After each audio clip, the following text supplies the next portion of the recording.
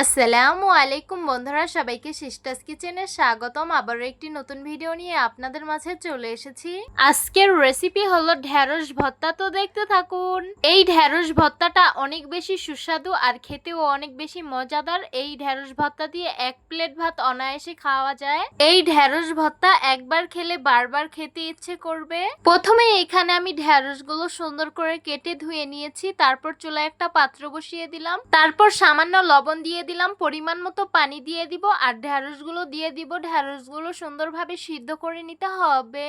তো দেখতেই পারছেন পানিগুলো কিন্তু বলক এসে পড়েছে আর ঢেঁড়সগুলোও কিন্তু অর্ধেক সিদ্ধ হয়ে এসেছে। ঢেঁড়সগুলো আমি সম্পূর্ণ সিদ্ধ করে নিয়েছি। এখন পানিটা শুকিয়ে গেলে নামিয়ে ফেলবো। তারপর একটা প্লেট ঢেলে নিব। এইখানে আমি মরিচ ভেজে নিয়েছি আর পেঁয়াজ কেটে নিয়েছি। শুকনো মরিচগুলো এখন চিলি ফ্লেক্স বানিয়ে নিতে হবে।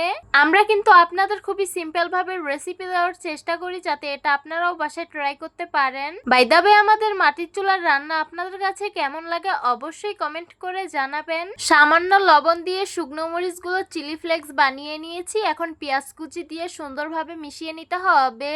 সিদ্ধ করে রাখা ঢেঁড়সগুলো দিয়ে সুন্দরভাবে মিশিয়ে নিতে হবে।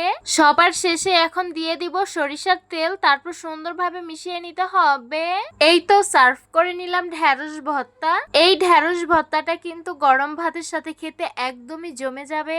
আপনারা অবশ্যই এইভাবে ঢেঁড়স ভর্তা বাসায় বানিয়ে খেয়ে দেখবেন, এটা খেতে অত্যন্ত সুস্বাদু। তো আশা করছি আজকের ভিডিওটা আপনাদের কাছে অনেক অনেক বেশি ভালো লাগবে। ভালো লেগে থাকলে আমাদের ইউটিউব চ্যানেলটি সাবস্ক্রাইব করবেন আর যারা আমার ফেসবুক পেজ থেকে দেখছেন পেজটিকে ফলো করবেন। সবাই ভালো থাকবেন, সুস্থ থাকবেন আর সিস্টার্স কিচেনের সাথেই থাকবেন। আবারও কথা হবে কোনো নতুন ভিডিওতে। তাহলে আজকে এই পর্যন্তই। আল্লাহ হাফিজ।